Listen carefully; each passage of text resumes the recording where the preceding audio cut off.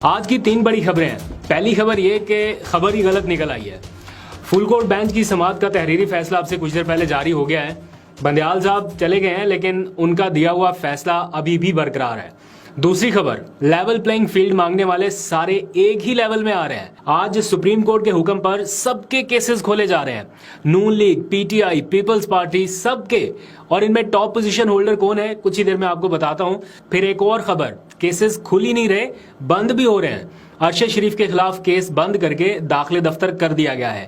پھر صحافی عمران ریاض کی بازیابی کے حوالے سے بھی آج یہ خبر ہے کہ آئی جی پنجاب کو کوئی آخری مہلت کچھ 7ویں 8ویں دفعہ دی گئی ہے۔ پہلے بھی بڑی دفعہ آخری مہلت دی گئی، آج ایک بار پھر آخری مہلت ملی ہے۔ آخر کیا ہو رہا ہے، کیا کوئی امکان ہے، کوئی اچھی خبر ہے جو آخری مہلت دی گئی ہے، اس کے اوپر بھی آخر میں چل کے بات کریں گے۔ اور پھر چیئرمین پی ٹی آئی عمران خان کو عدالت پیش کرنے کی آج باضابطہ درخواست کی گئی ہے کہ وہ جہاں پہ بھی ہیں قید ہیں انہیں پروڈیوس کر کے عدالت کے روبرو تو کم از کم لایا جائے، بجائے اس کے کہ ان کی جو ضمانتیں ہیں وہ منسوخ کی جائیں۔ وہ پیش نہیں ہو سکتے تو حکم دیا جائے کہ جناب ان کو عدالت کے روبرو پیش کیا جائے۔ یہ ہیں آج کی ساری ٹاپ سٹوریز۔ شروع کرتے ہیں اس خبر سے جو غلط نکل آئی ہے، بلکہ پہلے ذرا عمران خان کے کیس کی اپڈیٹ کر دیتا ہوں ایک ہی ساتھ، پھر تفصیل میں باقی ساری خبروں کے اوپر بات کریں گے۔ آج عمران خان کے وکلا نے ڈسٹرکٹ کورٹ میں پیش ہو کر یہ درخواست کی ہے کہ عمران خان کو جیل سے عدالت میں پیش کرنے کے احکامات دیے جائیں۔ ساتھ ہی وکلا کا یہ بھی ماننا ہے کہ وہ درخواستیں تو بہت ساری دائر کر رہے ہیں یا قانونی جنگ تو بھرپور لڑ رہے ہیں، لیکن ان کی بہت ساری درخواستیں ہیں جو سنی نہیں جا رہی ہیں، جن میں تاخیر ہو رہی ہے۔ فار ایگزامپل انہوں نے اسلام آباد ہائی کورٹ میں جو پینڈنگ اپلیکیشنز ہیں ان کے بارے میں بتایا کہ تمام کیسز میں ان وجوہات کی بنا پر فیصلہ نہیں ہو پا رہا۔ وہ لڑ تو بہت اچھی طرح سے رہے ہیں اپنی قانونی جنگ اور جو کچھ بھی ہو رہا ہے۔ مثال کے طور پر جس کیس میں عمران خان کی ضمانت ہو چکی ہے، وہ توشہ خانہ کیس جو ہے اس میں ان کی ضمانت ہو چکی، ان کی رہائی کے احکامات ہو چکے، لیکن کیس کی جو مرکزی اپیل ہے کہ جناب یہ کیس بنتا ہی نہیں ہے، یہ کیس ٹھیک نہیں ہے، اس کی مرکزی اپیل کو نہیں سنا جا رہا۔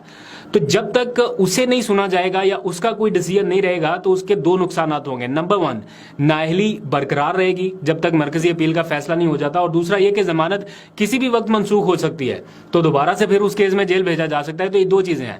پھر اٹک جیل سے اڈیالہ جیل منتقل کرنے کی درخواست پر ابھی تک فیصلہ نہیں ہو سکا۔ پھر سائفر کیس میں ان کی ضمانت کی درخواست پر فیصلہ کرنے کا کہا گیا، ابھی تک وہ سارا معاملہ پینڈنگ ہے۔ پھر سائفر کیس میں ان کی جو ایف آئی آر ہے اس کی کواشمنٹ کی درخواست کی گئی ہے کہ جناب یہ ایف آئی آر ہی نہیں بنتی، اسے ختم کیا جائے یا اسے خارج کیا جائے، ابھی تک اس کے اوپر فیصلہ نہیں ہوا۔ سائفر کیس میں اوپن ٹرائل کی درخواست وہ زیر التوا۔ پھر مزید کسی مقدمے میں گرفتار نہ کرنے کی ایک اپلیکیشن فائل کی گئی ان کے وکلا کی طرف سے، اس کے اوپر واضح احکامات نہیں جاری ہو سکے۔ پھر جیل رولز کے مطابق کچھ سہولتیں دینے کا کہا گیا تھا، لائک گھر کا کھانا فراہم کرنے کی درخواست کی گئی تھی کہ ان حالات میں جہاں ان کی جان کو خطرہ ہے تو گھر کا کھانا فراہم کر لینے دیجیے۔ تو اس کے اوپر بھی عدالت نے کچھ تفصیلات مانگی سپرنٹینڈنٹ جیل سے، لیکن کوئی آرڈر اس کے اوپر اس طرح سے پاس نہیں ہو سکا۔ پھر عمران خان کی ضمانتیں جو خارج ہو رہی ہیں بیک ٹو بیک، اس کے اوپر حکم امتناع جاری کیا جائے تو وہ ابھی تک نہیں ہو سکا۔ پھر عدالت کو اٹک جیل شفٹ کرنے کا جو نوٹیفکیشن تھا یہ سائفر کیس میں، اس کو کالعدم قرار دینے کی درخواست کی گئی، وہ بھی ابھی تک پینڈنگ ہے۔ اور اگر کچھ درخواستوں کے اوپر فیصلہ ہوا بھی ہے تو وہ فیصلہ محفوظ ہے، ابھی تک جاری نہیں ہو سکا۔ جب تک فیصلہ محفوظ ہے، جاری نہیں ہوگا، تب تک ان کے وکلا ان فیصلوں سے اگر وہ ان کے حق میں بھی ہیں تو فائدہ نہیں اٹھا سکتے۔ تو وکلا نے نو ڈاؤٹ کہ محنت تو بہت کی ہے، ہر لحاظ سے بہترین قانونی کام کیا ہے، لیکن یہاں پر آ کے رکاوٹ آ جاتی ہے کہ جب ایک ڈیسیژن اناؤنس نہیں کیا جائے گا یا معاملے کو پینڈنگ رکھا جائے گا تو اس سے عمران خان کے جو مخالف فریقین ہیں ان کو زیادہ فائدہ ہوگا۔ لیٹس سی، ہوپ کرتے ہیں کہ عدالت نے جیسے ان کی ضمانت منظور کی تھی اس میں ایک بڑا اہم ڈیسیژن دیا تھا، اسی طرح باقی کیسز میں بھی اگر جلدی ڈیسیژن آ جائیں تو ان کی لیگل ٹیم کے لیے یہ لیگل بیٹل لڑنا تھوڑا آسان رہے گا۔ آگے بڑھتے ہیں، بات کرتے ہیں ایک اور خبر کی جو غلط نکلی۔ قاضی فائز عیسیٰ کی سربراہی میں فل کورٹ بینچ کی سماعت تو آپ نے دیکھی ہوگی۔ اس کے اختتام پر کچھ ٹی وی چینلز نے یہ نشر کرنا شروع کیا کہ سپریم کورٹ نے پریکٹس اینڈ پروسیجر بل پر سابق چیف جسٹس عمر عطا بندیال کی جانب سے دیا گیا جو حکم امتناع تھا یا اسٹے آرڈر تھا وہ خارج کر دیا ہے۔ تو میں نے اسی رات کے ولاگ میں آپ کو بتایا تھا کہ یہ اسٹے ابھی ویکیٹ نہیں ہوا، یہ ایک سٹاپ گیپ یا میک شفٹ ارینجمنٹ تھی جسے حکم امتناع معطل کیے بغیر ساتھی ججز سے مشاورت کے ایک طریقہ کار کے تحت کیا گیا تھا، یعنی ابھی اسٹے برقرار تھا جو بندیال صاحب نے دیا تھا۔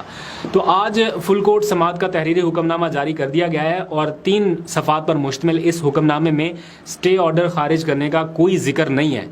اسے خارج کرنے کا فیصلہ مستقبل میں آ ضرور سکتا ہے، کیونکہ ججز اسی طرف جانا چاہتے ہیں. بعض